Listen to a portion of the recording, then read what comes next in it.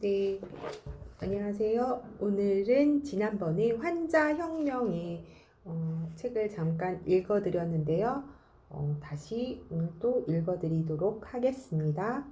흑수저 비타민과 금수저 비타민. 한 가지 주의할 것은 비타민이라고 해서 다 같은 비타민이 아니라는 사실이다. 비타민의 제조 과정과 원재료에 따라 하늘과 땅 같은 차이를 보인다. 예를 들어 시중에 유통되는 비타민 C 제품의 99%는 아스코르빈산이다. 아스코르빈산은 비타민 C의 일부이지 비타민 C가 아니다. 비타민 E도 마찬가지다. 비타민 E는 한 가지 물질이 아니라 자연계에 존재하는 8가지 화합물을 총칭하는 표현이다. 비타민 E는 크게 토코페롤과 토코트리에놀로 구분되고 각각은 다시 알파, 베타, 감마, 델타의 4종류로 세분화된다. 시중에 유통되는 비타민 E 제품의 대부분은 알파 토코페롤이다. 알파 토코페롤은 다시 D알파 토코페롤과 DL 알파 토코페롤의 두 가지 분자형으로 구분되는데 그중 가장 흡수가 안 되는 DL 알파 토코페롤이 주를 이루고 있다. 이유는 원가가 싸기 때문이다. 몇 해 전 비타민 E가 전립선 암을 유발한다는 연구가 발표되었는데 엄밀히 말하면 비타민 E가 아니라 DL 알파 토코페롤로 실험을 한 것이다. 물론 언론에서는 그냥 비타민 E로 소개되었다. 마그네슘의 경우도 산화 마그네슘, 구연산 마그네슘, 염화 마그네슘, 황산 마그네슘 등등 수많은 종류의 마그네슘이 존재한다. 그중 소비자들이 가장 흔히 접하는 제품은 가장 싸지만 가장 흡수가 안 되는 산화 마그네슘이다. 몸에 해롭다는 뜻은 아니지만 흡수율이 떨어지면 체내 활성화되는 양이 적다는 의미다. 이런 식으로 시중에 유통되는 비타민과 미네랄의 90%가 값싼 원료를 사용한 싸구려 제품들이다. 원인은 하나다. 기업이나 유통업자 그리고 수입상, 판매업자 모두 최대 이윤을 추구하기 때문이다. 이윤폭이 크려면 원가를 낮추는 수밖에 없다. 그렇다고 흡수율 좋은 제품들이 많이 비싼 것도 아니다. 가격 차이는 소폭에 그친다. 하지만 가격에 민감한 소비자는 싼 제품으로 손이 가기 마련이다.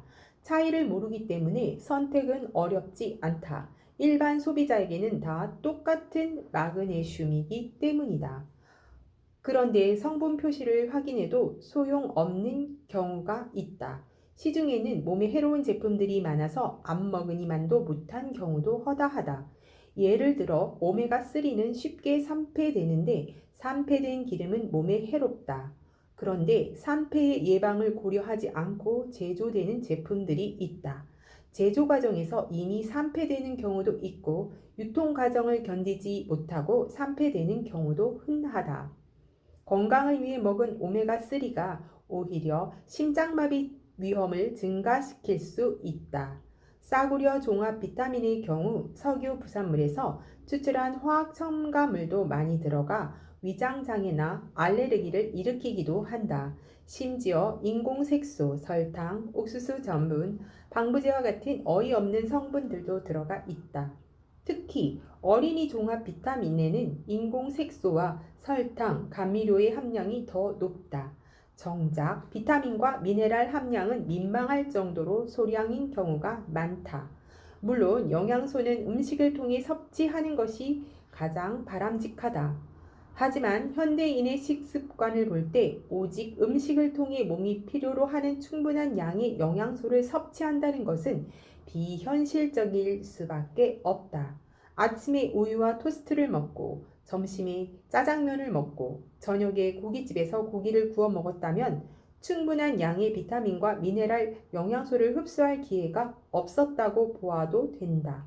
중간에 커피를 마시고 고기 먹으면서 술 한잔 하고 담배라도 피우거나 업무 스트레스에 시달리면 그나마 몸에 있던 영양소마저 빠르게 잃는다. 그래서 비타민, 미네랄 제품 복용이 필요한 경우가 있는데 이때는 인류 배우가 TV에서 광고하는 대기업 브랜드라고 해서 무조건 믿고 묻지마 구매를 할 일이 아니다. 뒷면의 성분 표시를 주의 깊게 살펴봐야 한다. 부도덕한 기업이 소비자를 상대로 사기치는 경우도 생긴다. 2015년 2월 뉴욕타임스의 기사에 의하면 뉴욕 검찰이 유명 브랜드 건강보조식품 업체들을 무더기로 기소했다. GNC, 월그린, 월마트, 타깃 등 대형 할인마트와 건강보조식품 전문 업체들이다. 기소 사유는 라벨에 표시된 만큼 실제 영양소가 들어있지 않다는 것, 즉 함량 미달이 문제가 됐다. 심한 경우 표시된 성분은 전혀 들어있지 않고 값싼 쌀가루로 채워 넣었다는 것이다. 타이레놀 500에는 정확하게 아세트아미노펜 500mg이 들어있다. 반면 건강보조식품들은 약품이 아닌 식품에 속하다 보니 의약품처럼 철저한 관리 감독을 받지 않는다. 당연히 품질 관리에 문제가 생길 수밖에 없다. 또 표기된 함량을 신뢰할 수 없는 경우가 많다. 건강식품 시장은 그야말로 정글과 같아서 의사들도 속는 경우가 많다. 비타민보다는 식사. 내가 강조하는 비타민, 미네랄, 영양소들은 비타민 제품이나 건강보조식품을 의미하는 것이 아니다. 음식에 들어있는 영양소들의 중요성을 강조한 것인데 영양소를 잘 챙겨 먹으라는 말을 영양보조제를 사 먹으라는 뜻으로 이해하는 경우가 있다. 많은 사람들이 오해하는 부분이지만 어떤 경우에도 영양제가 진짜 음식을 통한 영양소를 대체할 순 없다. 그래서 가공식품을 먹지 말고 진짜 음식을 드시라고 당부하는 것이다. 영양제도 가공식품이기 때문에 진짜 음식을 먹는 것과 비교할 바가 못 된다. 영양보조제는 게으른 사람들이나 바쁜 현대인들의 차선책일 뿐이다. 그러니 제대로 된 식사를 하는 것의 중요성은 아무리 강조해도 지나치지 않다. 매일 입을 통해 몸속에 집어넣는 음식의 힘을 존중한다면 아무거나 함부로 먹을 순 없을 것이다. 특히 건강에 문제가 있는 환자에게는 매우 중요한 부분이다. 다양한 식사법들이 존재한다. 최근 열풍을 일으킨 저탄고지, 저탄수화물, 고지방 섭취 다이어트 식사법이 있고 그와는 정반대 대척점에 위치한 듯한 현미채식이 있다. 그 중간쯤에 구석기 식단이 존재한다. 어떤 것이 더 우월한지를 놓고 논쟁하는 것은 무의미하다. 그건 복싱이 세냐 유도가 세냐 하고 싸우는 꼴이다. 모두 훌륭한 무술이고 각자 필요한 상황이 존재할 뿐이다. 저탄고지 식사가 맞는 환자가 있고 현미채식이 유리한 환자가 있다. 이에 대한 판단은 영양학 전문의와 상담하는 것이 가장 좋다. 음식은 별로 중요하지 않으니 아무거나 잘 먹으라는 의사라면 그가 알려주는 다른 조언에 대해서도 의심해 볼 필요가 있다. 네, 오늘은 여기까지 읽어드리도록 하겠습니다.